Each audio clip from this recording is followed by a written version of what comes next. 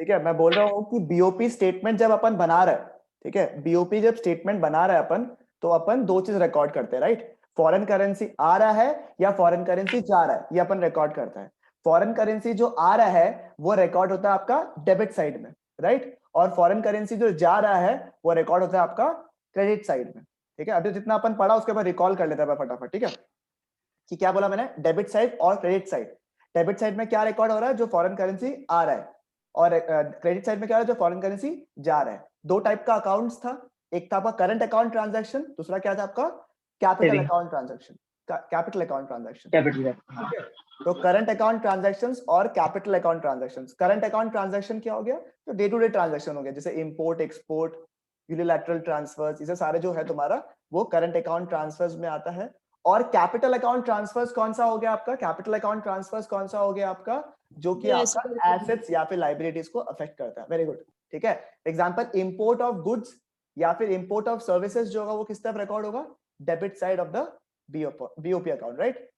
And आपका export से related चीजें कहां रिकॉर्ड होगा, क्रेडिट साइड, क्रेडिट साइड में।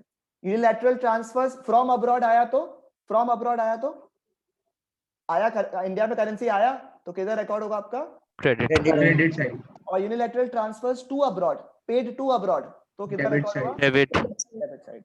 ठीक है, सिमिलरली यूनिलैटरल ट्रांसफर एक बार रिपीट करें क्या है? One sided transfer Abdullah, one sided मतलब कि जैसे फॉर एग्जांपल तुम इंडिया में रहता है, कोई तुम्हारा रिलेटिव जो है बाहर रहता है, तुम अगर पैसा ट्रांसफर करता है रिलेटिव को, जैसे फॉर एग्जांपल दिवाली में तुम पैसा ट्रांसफर किया अगर, ठीक है, तो तुम क्या सोच के करते हैं कि हम ऐसे ट्रांसफर कर दिया, एक तरफ से रुपया ट्रांसफर कर दिया, जरूरी नहीं है कि वहां से पैसा आए, तो उसको बोलते हैं यूनिलैटरल ट्रांसफर। ठीक है, वन साइडेड ट्रांसफर।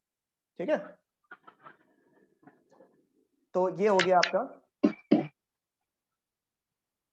ठीक है, फिर उसके अलावा देखो, आपको याद होगा तीन चीज था जो कि कैपिटल अकाउंट में आ रहा था, और चार चीज था जो करंट अकाउंट में था।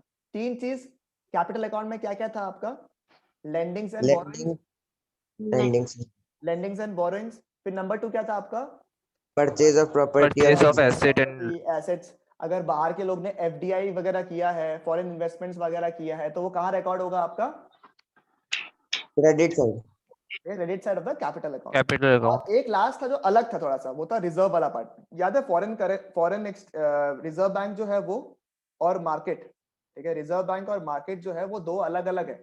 अगर रिजर्व्स कम या ज्यादा होता है तो उस हिसाब से देश में ट्रांजैक्शन होता है। अगर रिजर्व ज्यादा हो गया तो मतलब क्या है, रिजर्व बैंक ने मार्केट से पैसे निकाल लिए अपने पास में, राइट?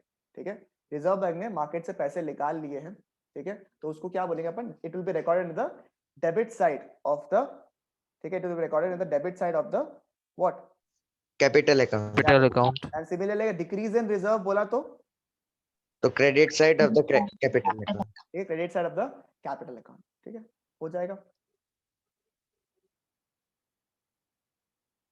हाँ, रिजर्व्स वाला पार्ट ये वाला क्लास में नहीं कहते श्रेयांश, रिजर्व्स वाला पार्ट। अरे तो पूरा पार्ट रिपीट करना पड़ेगा, हम इसका आज तुमको बैकअप भेज देगा एक बार, या तो देख लेना एक बार। ठीक है, मतलब एक बार के लिए अगर रफ में बता दे तो देख लो एक बार के लिए।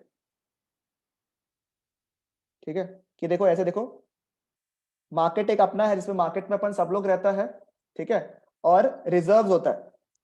ठीक है, रिजर्व मतलब रिजर्व बैंक अपने पास रिजर्व्स मेंटेन करता है ना, फॉरेन एक्सचेंज का रिजर्व मेंटेन करता है, और मार्केट में अपन सब लोग है, मतलब अपन सब लोग कहाँ पे बिलोंग करता है, मार्केट में।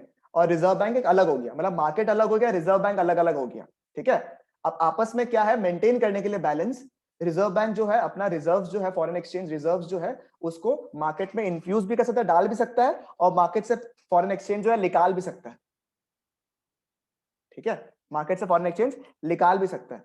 तो अगर सोचो, रिजर्व बैंक जो अपना रिजर्व्स है उसमें से रिजर्व निकाला और मार्केट में डाल दिया, अपन को तो हमेशा मार्केट पॉइंट ऑफ व्यू से सोचना है बीओपी स्टेटमेंट को, कि मार्केट में पैसा आया या नहीं आया, राइट? मार्केट में पैसा आया या नहीं आया, अपने को तो ये देखना है। तो अब मेरे को बताओ, अगर रिजर्व बैंक ने पैसा निकाला और मार्केट में डाला तो उससे क्या होगा, मेरे को बताओ, उससे क्या होगा, क्रेडिट साइड, क्रेडिट साइड, क्योंकि मार्केट में पैसा आ गया, बढ़ गया, बढ़ गया। तो यहाँ पे पैसा आ गया तो मतलब कि किधर रिकॉर्ड होगा आपका, क्रेडिट साइड पे। और सिमिलरली अगर रिजर्व बैंक ऑफ इंडिया है, वहां से अगर पैसा निकाल के अगर रिजर्व बैंक ने अपने पास पैसा ले लिया, ये मार्केट है, यहाँ से रिजर्व बैंक ने अपने पास पैसा रख लिया एज अ रिजर्व फ्यूचर का सेफ्टी के हिसाब से, तो ये क्या हो जाएगा? Debit. डेबिट साइड, क्योंकि मार्केट से पैसा जा रहा है। ठीक है, मार्केट से देखना है आपको, मार्केट पॉइंट ऑफ व्यू से पैसा आ रहा है, पैसा जा रहा है, और रिजर्व बैंक जो है अपना रिजर्व मेंटेन करता है। बाकी जो पिछला क्लास का बैकअप है उसको एक बार हम भेज देगा, या तो देख लेना एक बार, तो उससे और क्लियर हो जाएगा ये वाला पार्ट। ठीक है, चलो फिर अपन डिस्कस किया अबाउट बैलेंस ऑफ ट्रेड वाला पार्ट। कुछ नहीं है सर, जैसे बीओपी में बहुत सारे कंपोनेंट्स थे, करंट अकाउंट का भी है, कैपिटल अकाउंट का भी है। सिर्फ अगर हम लोग import and export of goods के बारे में बात करें, ठीक है, तो वो किधर रिकॉर्ड होगा? आपका बैलेंस ऑफ ट्रेड वाला, मतलब बैलेंस ऑफ पेमेंट में से अगर हम लोग ने सिर्फ import and export of goods यानी विजिबल आइटम्स को अगर रिकॉर्ड किया, तो वो किधर रिकॉर्ड होगा आपका? किधर रिकॉर्ड होगा आपका? BOT में। बीओटी अकाउंट में आएगा।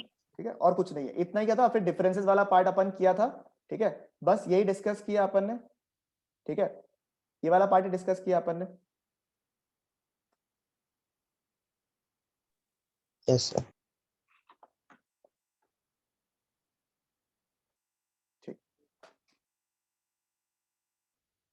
अब सुनो, ये जो पार्ट है लास्ट में डेफिसिट वाला पार्ट जो है, ठीक है कपीश, अभी थोड़ा रिलेट कर पा रहा है?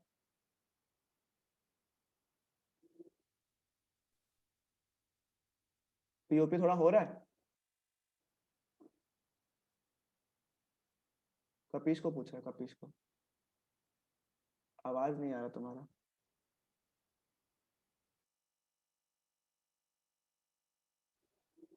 आवाज नहीं आ रहा तुम्हारा कपीश, थोड़ा देख लो। ठीक है,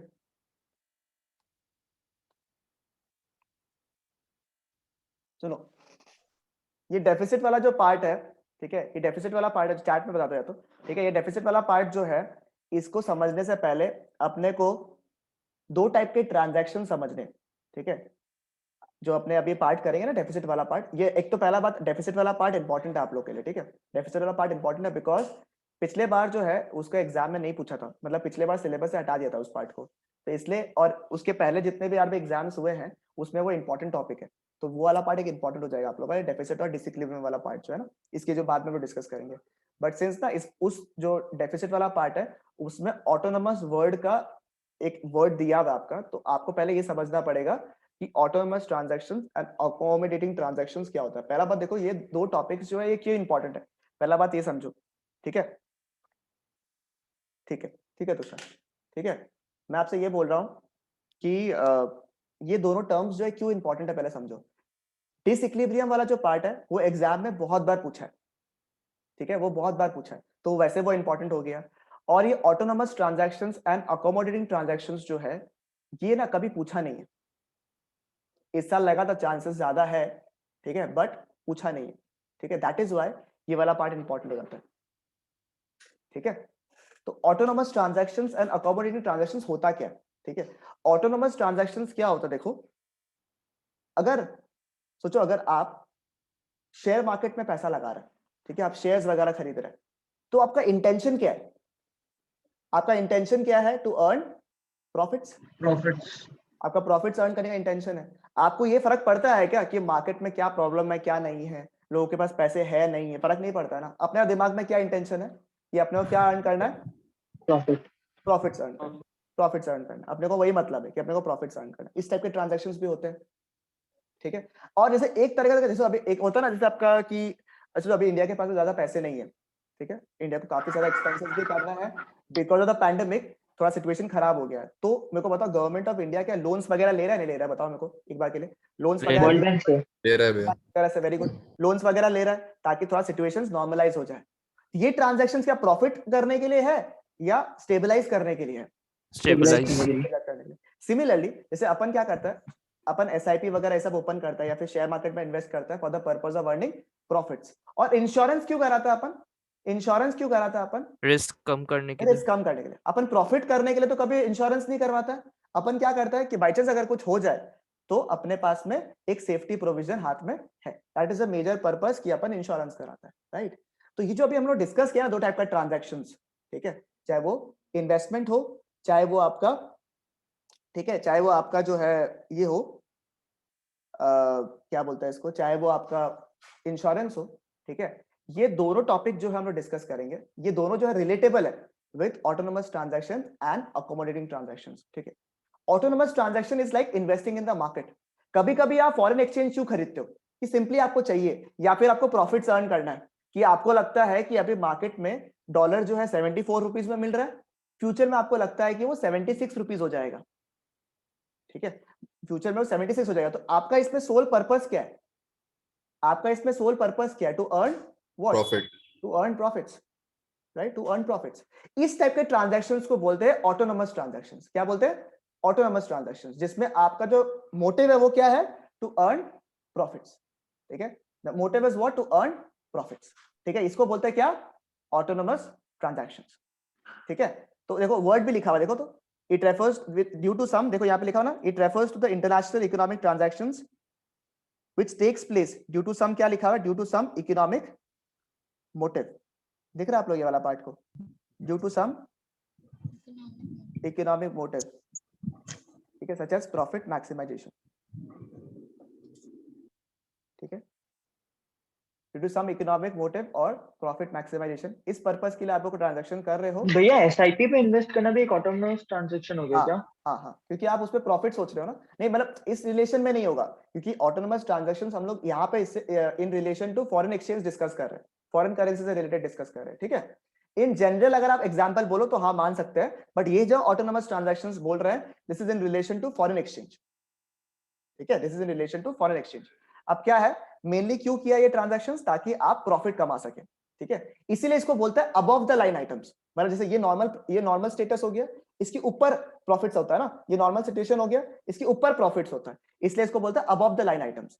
और फिर देखो नंबर 3 जो है ना, ये बहुत इंटरेस्टिंग पॉइंट लिखा हुआ है यहाँ पे। देखो नंबर 3 में क्या लिखा हुआ है? क्या लिखा हुआ है? These are independent of the state of BOP account. क्या लिखा हुआ है? It is independent, ये इंपॉर्टेंट पार्ट है। हाँ, this is independent of the state of BOP account। इसका मतलब क्या हुआ? कोई समझा सकता है मेरे को? इसका मतलब क्या हुआ? It is independent of the state of BOP account।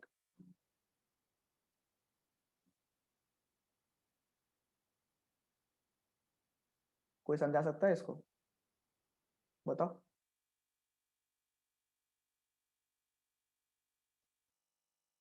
Sir इसका मतलब शायद हम लोग जब सुन रहे? प्रॉफिट मैक्सिमाइजेशन के लिए लोन लेते हैं तो मतलब वो जो लोन है वो बीओपी अमाउंट के साथ कैलकुलेट नहीं करता। ओके, ठीक है, मतलब द पॉइंट इज कि जो भी चिराग ने बोला, ठीक है, it is somehow correct also, कि क्या मतलब समझा अपन ने, कि ये जो ट्रांजैक्शंस होता है, जो अपन ऑटोनोमस ट्रांजैक्शंस करता है, उससे अपने को मतलब नहीं है कि देश पे बीओपी स्टेटमेंट क्या है।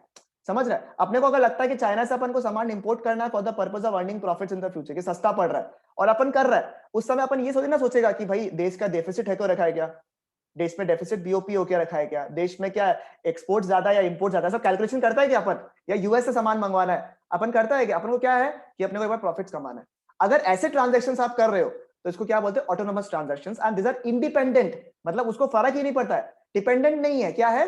इंडिपेंडेंट है of the state of BOP. ठीक है, बीओपी स्टेटमेंट से इंडिपेंडेंट है ये। बीओपी स्टेटमेंट से क्या है? ये इंडिपेंडेंट है, मतलब कि इसको फर्क नहीं पड़ता है कि बीओपी स्टेटमेंट जो है वो क्या है।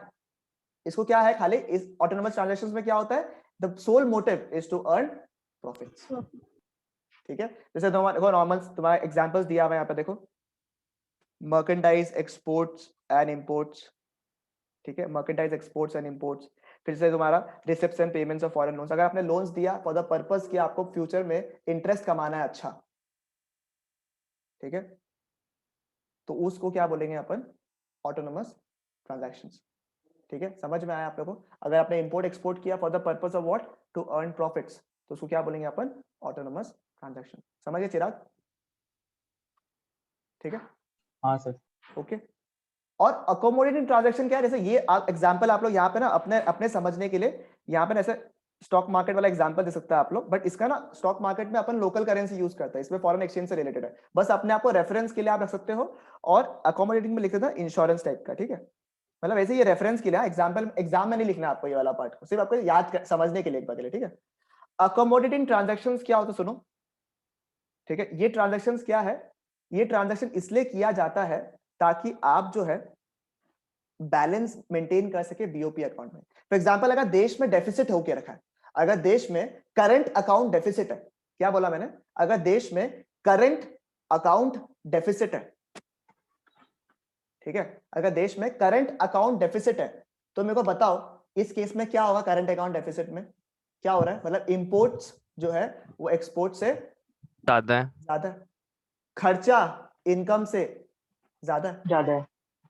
ठीक है। तो अपने को क्या करना पड़ेगा, उसको बैलेंस आउट करने के लिए क्या करना पड़ेगा, इंपोर्ट कम करना पड़ेगा या एक्सपोर्ट ज्यादा करना पड़ेगा। ये पॉसिबल नहीं हो रहा है। अब इमीडिएटली तो ये कर नहीं पा रहा ना अपन, जैसे इंडिया में भी क्या हो रहा लोन है, लेना पड़ेगा। हाँ एग्जैक्टली, इंपोर्ट्स ज्यादा है एक्सपोर्ट्स कम है। अपन फ्यूचर में तो कोशिश कर रहा है कि अपन इंपोर्ट्स कम करे एक्सपोर्ट्स को बढ़ाए, बट अभी इमीडिएटली क्या करना पड़ेगा, जो लॉस हो रहा है क्या करना पड़ेगा अपने को, सर लोन लेना पड़ेगा, रिजर्व, आरबीआई अपना रिजर्व यूज कर आरबीआई सकता से है, लेना पड़ेगा, या फिर बाहर के लोन्स लेंगे ताकि एक बार के लिए जो डेफिसिट क्रिएट हुआ है इसको अपन बैलेंस बैलेंस आउट हो जाए। तो ये चाहे रिजर्व से अपन लिए लो या फिर लोन्स वगैरह लो, ये सारे ट्रांजैक्शंस जो है अपन क्यों कर रहे हैं, ताकि मार्केट में जो डेफिसिट हो सके, हाँ उसको बैलेंस कर सके। तो इस टाइप के ट्रांजैक्शंस को क्या बोलते हैं, अकोमोडेटिंग ट्रांजैक्शंस। क्या बोलते हैं, अकोमोडेटिंग ट्रांजैक्शंस। समझ में आया आपको, those transactions which are carried out for the purpose of maintaining a balance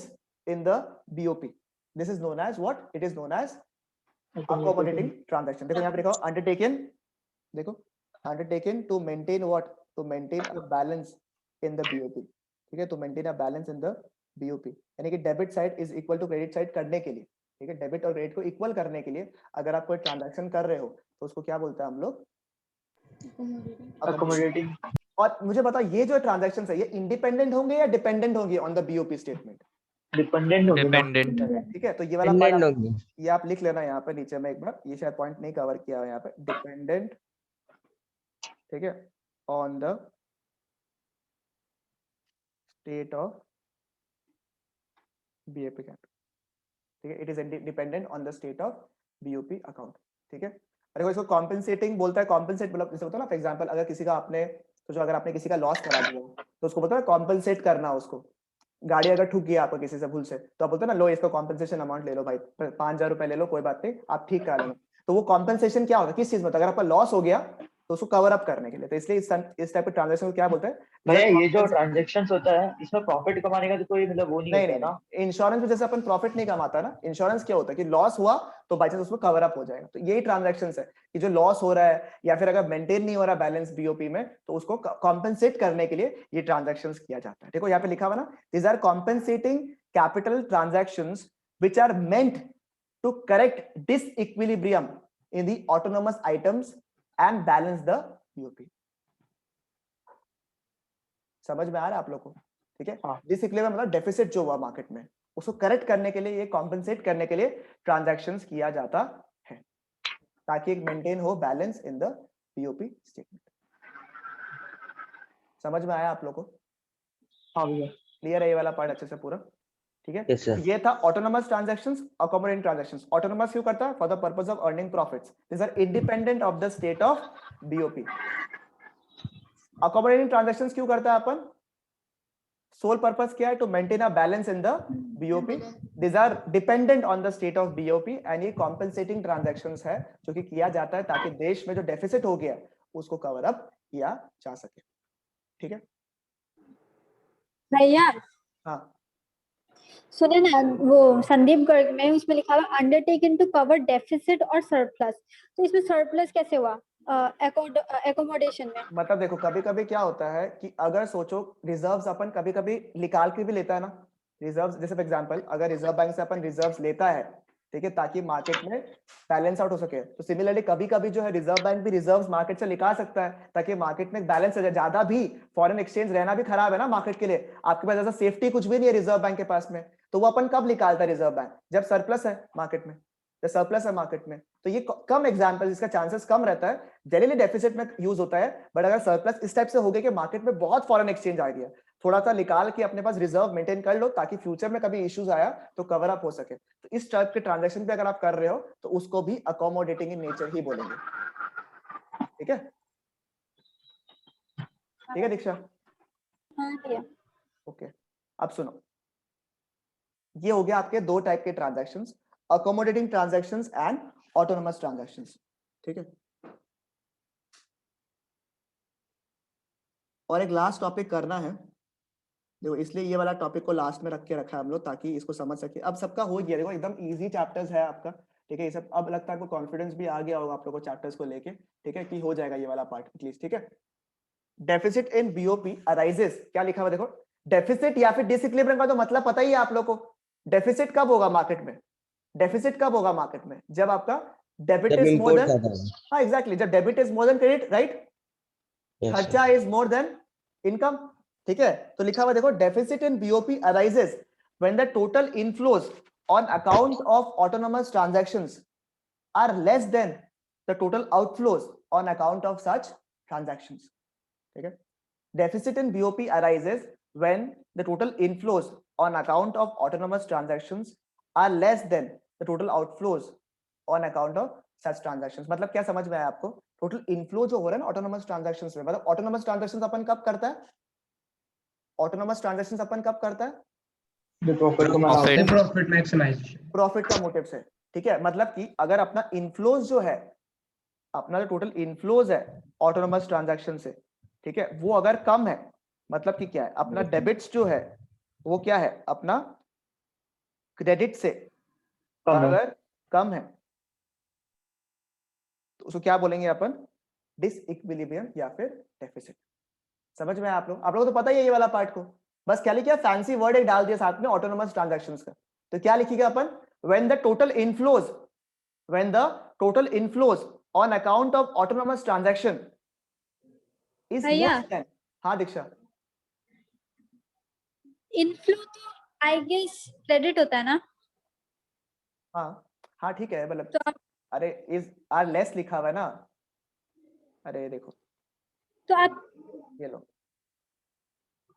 ठीक है, ये लो, ये क्रेडिट वाला पार्ट यहाँ लिख देता है, डेबिट वाला पार्ट को यहाँ लिख देता है, और इसको ऐसे कर देता है, अरे ये उल्टा कर दिया ना, उल्टा बना दिया, सॉरी, ये ऐसे कर देता है, हो गया, ठीक है। हम उल्टा लिखा था बस, मतलब इधर इधर कर दिया था बस, और कुछ नहीं किया था, चीज कॉन्सेप्ट सेम था, ठीक है। मतलब कि क्या है, इनफ्लोज इज लेस देन दी, और या आउटफ्लोज, बोलो मोर या लेस, डेफिसिट कब होगा आपका, when सब inflows Outflows is more than inflows. ठीक है, आउटफ्लोज और मोर देन इनफ्लोज, तब क्या होगा आपका, डेफिसिट या फिर डिसइक्विलिब्रियम इन बीओपी, ठीक है।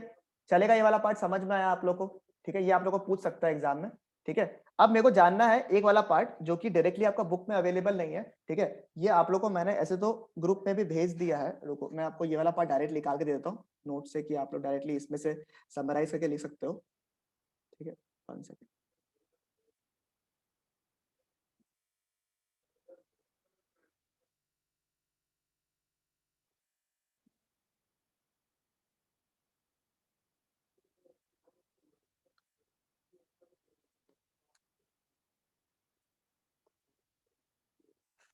ठीक है, कॉजेज ऑफ डेफिसिट और डिसइक्विलिब्रियम, देखो अपने अभी अभी थोड़ी देर पहले ये पढ़ा कि डेफिसिट का मतलब क्या होता है, ठीक है, अपन ने ये पढ़ा कि अपना डेफिसिट का मतलब क्या होता है, ठीक है, कि अपना आउटफ्लोज जो है वो इनफ्लो से ज्यादा है, ठीक है ना, ये अपन देख लिया। अपने को ये जानना है अभी कि भैया इसका कॉजेज क्या है, क्या कारण है कि अपना आउटफ्लोज जो है इनफ्लो से ज्यादा है। थोड़ा थियोरेटिकल पार्ट है, थोड़ा बियर करना पड़ेगा आप लोग को, और इसको मार्क कर लेना, जो आपके बुक पे भेज दिया मैंने, वैसे तो इसको प्लीज स्टार मार्क करके इंपॉर्टेंट मार्क कर लो, ठीक है, इसको इंपॉर्टेंट मार्क कर लो, ये एग्जाम पॉइंट ऑफ व्यू से इंपॉर्टेंट है, थोड़ा थियोरेटिकल है, but we have no choice, we have to remember the points, ठीक है। 3 टाइप के फैक्टर्स है इसमें, एक है इकोनॉमिक फैक्टर, एक है पॉलिटिकल फैक्टर, और एक है सोशल फैक्टर, मतलब 3 फैक्टर्स है, ठीक है, जिसकी वजह से देश में डेफिसिट या फिर डिसइक्विलिब्रियम इन बीओपी होता है। एक है इकोनॉमिक फैक्टर, एक है पॉलिटिकल फैक्टर, और एक है सोशल फैक्टर। सिर्फ इकोनॉमिक फैक्टर जो है थोड़ा सा टेढ़ा है, सुनो एक बार के लिए। नंबर 1 क्या लिखा हुआ देखो, तो नंबर 1 पॉइंट क्या है यहाँ पे, डेवलपमेंटल एक्टिविटीज, ठीक है, डेवलपमेंटल एक्टिविटीज, जैसे आपको पता होगा बहुत सारे जो डेवलप कंट्रीज होते हैं, ठीक है, वो रिसर्च वगैरह में बहुत खर्चा करते हैं, ठीक है, जैसे इजराइल हो गया, ठीक है, यूएस हो गया, ये सब जो है बहुत जो है आपका डेवलपमेंटल एक्टिविटीज में बहुत ज्यादा मेहनत करता है, मतलब बोलता है ना वो रिसर्च का काम में बहुत ज्यादा मेहनत करता है लोग। ये लोग क्या करता है, रिसर्च कर लेता है, पेटेंट कर लेता है टेक्नोलॉजी को, उसके बाद सारा कंट्रीज को बेचता है आराम से, राइट।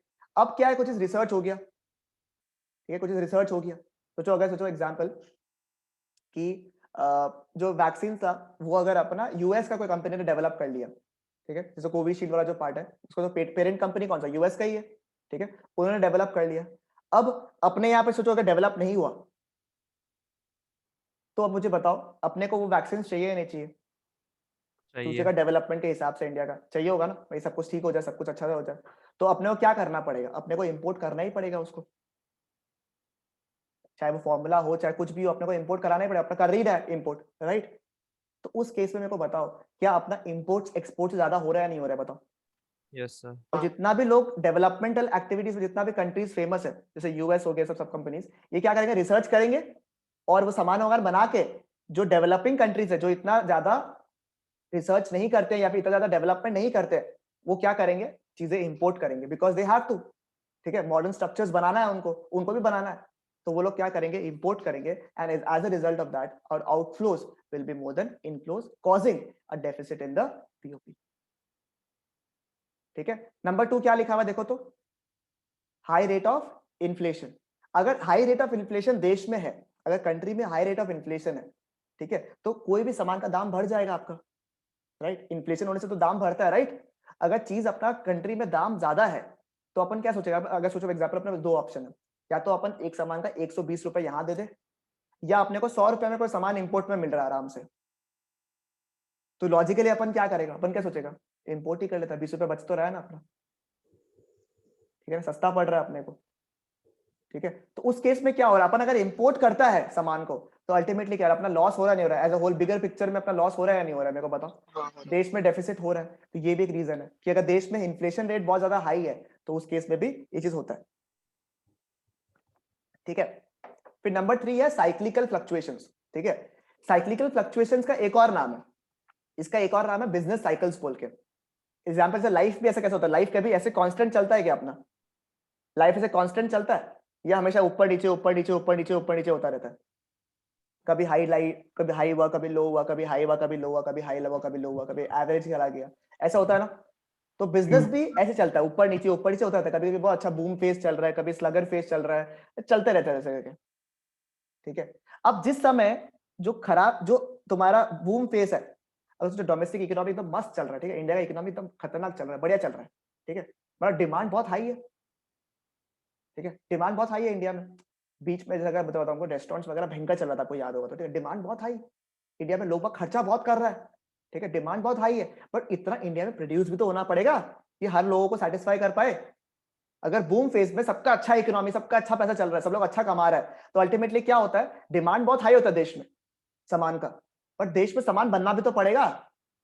अब अगर देश में सामान नहीं बन रहा है तो वो लोग क्या करेगा? इंडिया वाला लोग बाहर से सामान मंगवाएगा, तो सेटिस्फाई द डिमांड, इंपोर्ट कराएगा सामान को, तो अल्टीमेटली क्या होगा? वापस से डेफिसिट इन बीओपी होने का चांसेस हो जाएगा फ्यूचर में, ठीक है। फिर सिमिलरली चेंज इन डिमांड, ठीक है, चेंज इन डिमांड तुम्हारा क्या होता है? जनरली क्या होता है, अगर आपको याद होगा तो there was a time when Micromax was a very, मतलब अच्छा डेवलपर ऑफ मोबाइल फोन्स एक पर्टिकुलर फेज ऑफ टाइम में, ठीक है, उनका अच्छा खासा डिमांड था, ठीक है। फिर धीरे धीरे क्या हुआ? एमआई आया, सैमसंग आया, ये लोग, सैमसंग तो खैर पहले से ही था, बट एमआई वगैरह, रियलमी वगैरह का डिमांड बढ़ गया, ठीक है। तो माइक्रोमैक्स इंडियन कंपनी था, या फिर कोई इंडियन टी शर्ट्स होगा, या फिर इंडियन कंपनी, लोकल मैन्युफैक्चरर्स है, उनका डिमांड अच्छा खासा चल रहा है, ठीक है, उनका अच्छा खासा डिमांड चल रहा है। जहां से कोई बाहर का आया और उन्होंने, सबको लगा कि नहीं ये तो ज्यादा बेटर है, अपन सामान इससे खरीदता है, तो डिमांड चेंज हुआ या नहीं हुआ?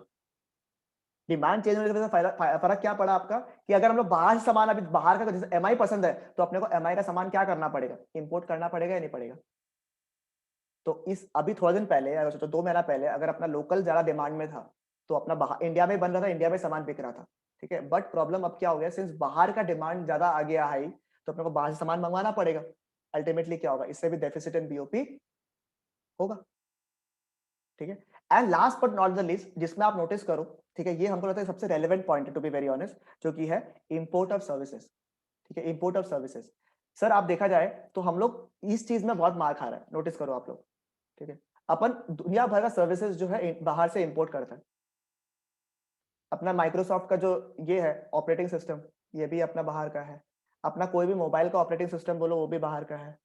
नेटफ्लिक्स के बारे में बात करें तो वो भी बाहर का है। अमेजोन के बारे में बात करें तो वो भी बाहर का है, ठीक है। तो कई सारे कंपनी, फ्लिपकार्ट भी देखा जाए तो अब बाहर का ही हो गया, है ना, पेटीएम में भी मेजॉरिटी शेयर्स बाहर का ही है, सॉफ्ट बैंक वगैरह का है, तो अपने बहुत सारे कंपनी जैसे सर्विसेज अपन जैसे लेता है, ठीक है, तो वो क्या है, बाहर की कंपनीज है और उनको अपन अच्छा खासा रॉयल्टी अमाउंट पे कर रहा है, और ये सबकी वजह से इंपोर्ट ऑफ सर्विसेज की वजह से डेफिसिट होगा या नहीं होगा देश में, मेरे को बताओ।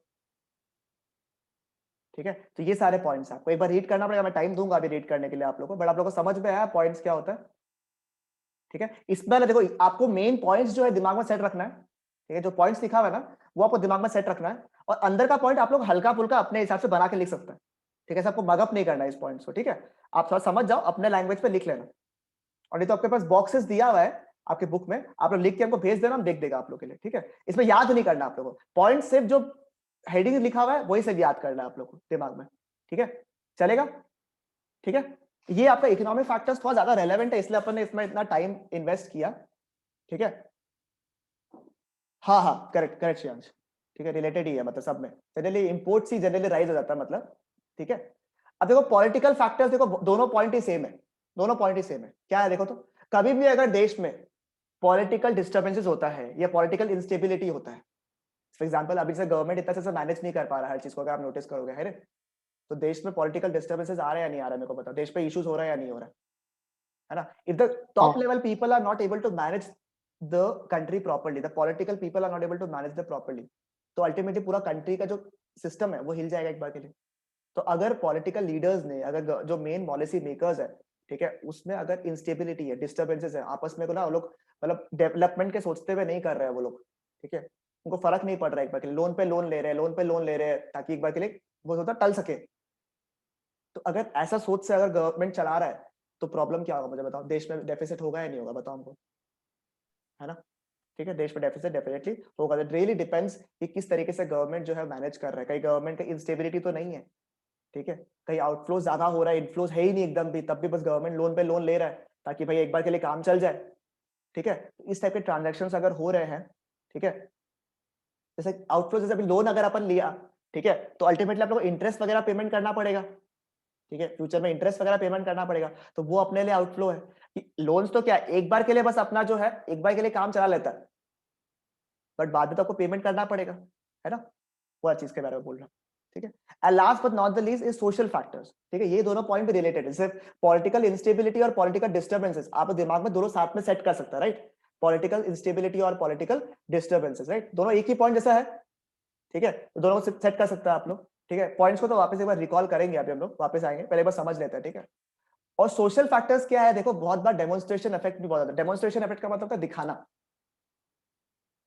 ठीक है, लोकल मेड गुड्स नहीं पहन के अगर अपन ब्रांडेड पहन के शो ऑफ कर रहे हैं, ठीक है, कि अपने को गुची पहनना है, अपने को अरमानी पहनना है, ये सब की वजह से क्या हो रहा है, अल्टीमेटली क्या हो रहा है, क्योंकि सब बाहर की कंपनीज है। ठीक है, जैसे छोटा बड़ा कंपनी है, लुई विटॉन बोल के सुना होगा आपने, ठीक है, वो सबका बैग्स वगैरह आप मंगवाता है, ठीक है, दिखाने के लिए शो ऑफ करे, तो अल्टीमेटली क्या होता है, आप मंगवा तो रहे, बट अल्टीमेटली क्या हो रहा है, बाहर का सामान अगर मंगवाता है अपन, तो अल्टीमेटली क्या हो रहा है, फॉरेन करेंसी अपने देश से जा रहा है या फॉरेन करेंसी आ रहा है, बताओ मेरे को। जा रहे हैं। जा रहा है, आ रहा है, तो अल्टीमेटली अपना लॉस होगा या नहीं होगा, बताओ, होगा। है ना, लॉस भैया होगा। इम्पोर्ट भी तो बढ़ रहा है, क्या, इम्पोर्ट भी तो ज्यादा हो रहा है। हाँ, इंपोर्ट्स बढ़ रहा है तो अल्टीमेटली तो अपना आउटफ्लो ज्यादा हो रहा है ना, हाँ वही। तो वही लॉस हो रहा है, अपना डिसइक्विलिब्रियम हो रहा है।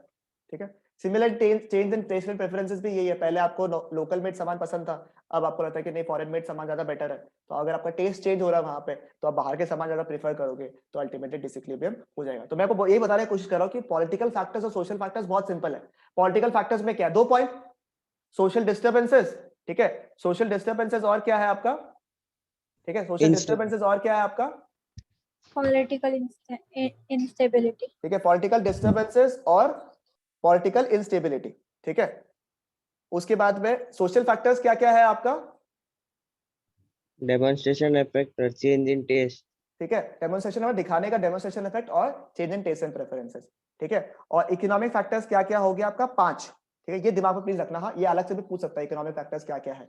नंबर 1 हो गया डेवलपमेंटल एक्टिविटीज, ठीक है, फिर नंबर 2 क्या हो गया, high rate of inflation. Inflation. Number 3 दो सीज है, देखो क्या लिखा हुआ है, साइक्लिकल फ्लक्चुएशन और चेंज इन डिमांड, और फाइनली इंपोर्ट ऑफ सर्विसेज।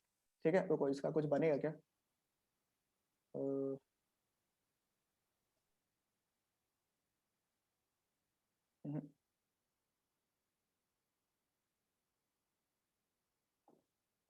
नहीं बन रहा, ठीक है चलो, ठीक है।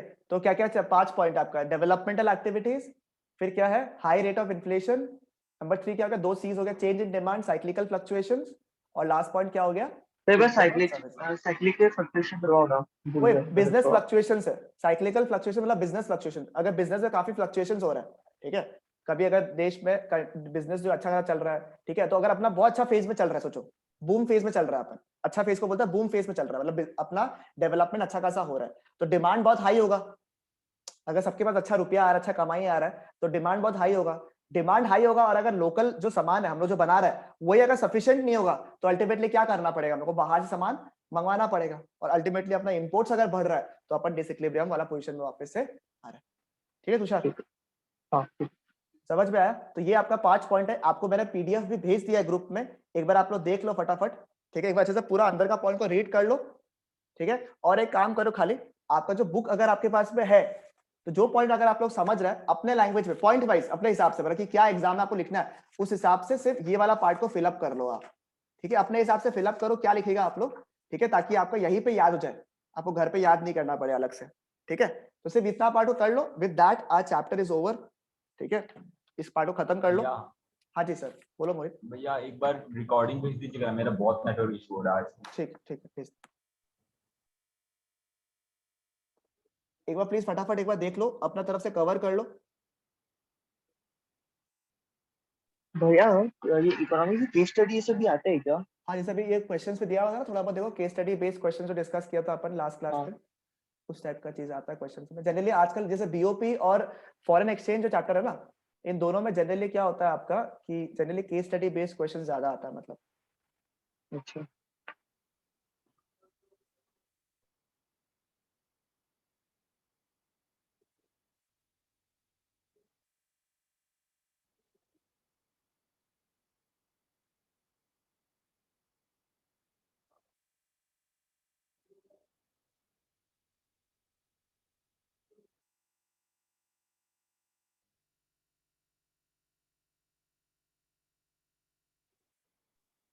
भैया आपके पास वो आईईडी का बुक है? भेज देगा हम लोग को। तो सर मैं मामा को बोल दूंगा। उसका तो या तो तुम रुक जाओ एक बार के लिए उसको, क्योंकि सॉफ्ट कॉपी है, अभी प्रिंट वाला भिजवाया नहीं अभी तक हम, 3-4 दिन रुक जाओ, एक बार मैक्रो ले लो, चलेगा? Yes sir.